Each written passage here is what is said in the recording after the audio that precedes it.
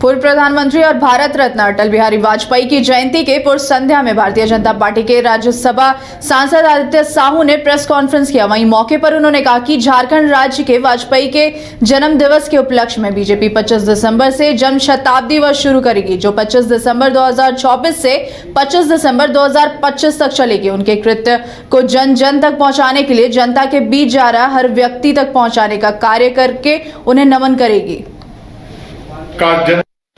मित्रों, जैसा सभी जानते हैं कि झारखंड राज्य के निर्माता भारत रत्न देश के पूर्व प्रधानमंत्री श्रद्धेय अटल बिहारी वाजपेयी जी का कल 25 दिसंबर 2085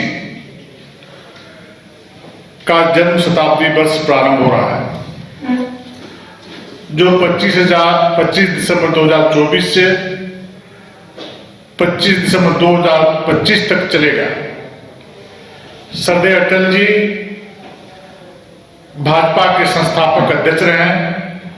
इससे पहले जनसंघ के जमाने से, जब जनसंघ की स्थापना हुई थी, संस्थापक अध्यक्ष भी थे। इस दृष्टि से भारत को उन्होंने, भारत का जिस प्रकार से,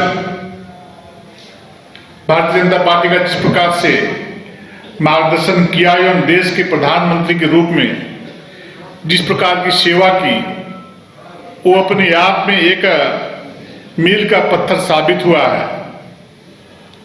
और देश के राजनीतिक जीवन में श्रद्धेय अटल जी अजात शत्रु के नाम से जाने जाते रहे हैं।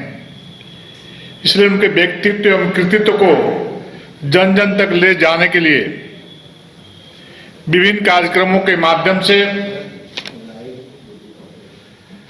भारतीय जनता पार्टी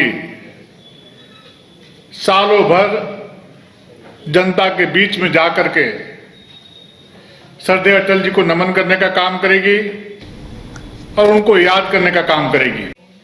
देखिए, लोकतंत्र लोकलाज से चलता है और मुझे लगता है कि कांग्रेस पार्टी में राष्ट्रीय स्तर से लेकर नीचे स्तर के कार्यकर्ताओं में लोकलाज सर्वनाम की कोई चीज नहीं है। जब अंबेडकर जी को जो सम्मान देना था, तो ये तो अपमान करने का काम किए। और इनके शासन काल में नेहरू जी के प्रधानमंत्री रहते हुए इनको इतना मजबूर किया कि इनको कानून मंत्री के पद से इस्तीफा देना पड़ा। उसके बाद जब चुनाव वो लड़ रहे थे, जब उनको टिकट कांग्रेस ने नहीं दिया, तो उनको बार बार उनको हराने का काम किया, यही कांग्रेस पार्टी। और जब भारत रत्न पुरस्कार लेने की बात हुई, तो सबसे पहले पंडित नेहरू जी ने अपने भारत रत्न पुरस्कार लिया और उसके बाद स्वर्गीय इंदिरा गांधी जी भी अपने भारत रत्न पुरस्कार लेकर के अपने आप को सम्मानित करने का काम की। और भारत रत्न कब मिला अंबेडकर जी को? जब भारतीय जनता पार्टी के समर्थन से सरकार चल रही थी, तब भारत रत्न पुरस्कार अंबेडकर जी को मिली। आज नरेंद्र मोदी जी देश के यशस्वी प्रधानमंत्री जी हैं। उनके जीवनी पर जहां उनका जन्म हुआ, जहां वो पढ़ाई किए, चाहे अन्य जगहों पे पंच तीर्थ स्थल बनाने का काम कर रहा है, किया जा रहा है और उनको सम्मान देने का काम किया जा रहा है। कांग्रेस ये बताए कि अंबेडकर जी के सम्मान के लिए उसने क्या काम किया। ये लोग तो कांग्रेसी लोग इतना डरे हुए, तो सुनते उनको अपमान करना चाह रहे थे कि अंबेडकर जी का मूर्ति वो कहीं नहीं बनाते थे।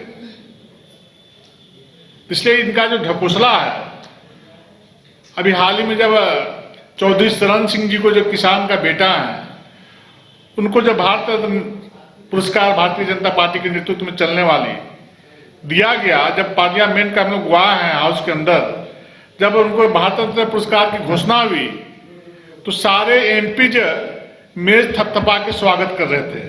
लेकिन एक कांग्रेसी मेज थपथपाना भी चौधरी चरण जी के नाम पे उचित नहीं समझा।